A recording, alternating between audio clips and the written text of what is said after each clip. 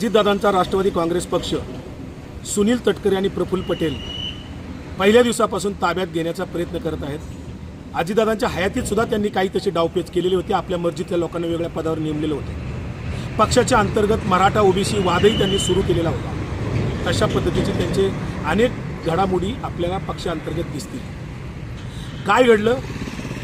अजितदादांचा पक्ष ताब्यात घेण्याची त्यांची सुरुवात त्यांनी रायगडपासून केलेली आहे।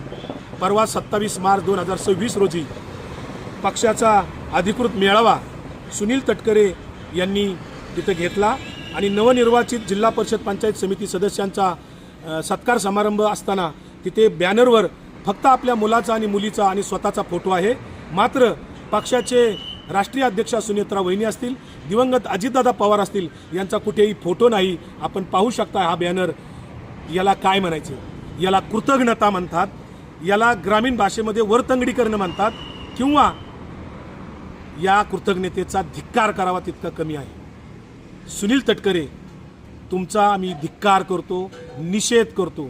तुम्हाला जनाची नाही मनाची थोडी तरी लाज वाटायला पाहिजे। अरे तुम्ही ज्या रायगड जिल्ह्यातनं निवडून येता ना, जी तुमची कन्या मंत्री आहे ना, ती केवळ अजितदादांच्या आशीर्वादाने।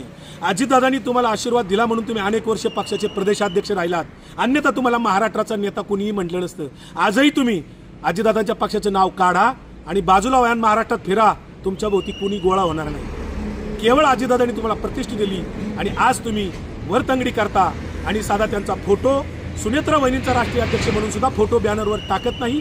त्याची सुरुवात तुम्ही रायगड जिल्ह्यातून दाखवून दिली की हा पक्ष तटकऱ्यांचा आहे म्हणून।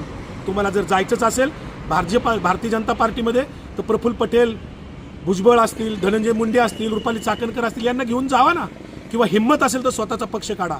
पण सुनेत्रा वहिनींचा आणि अजितदादांचा अशा पद्धतीने अवमान करू नका।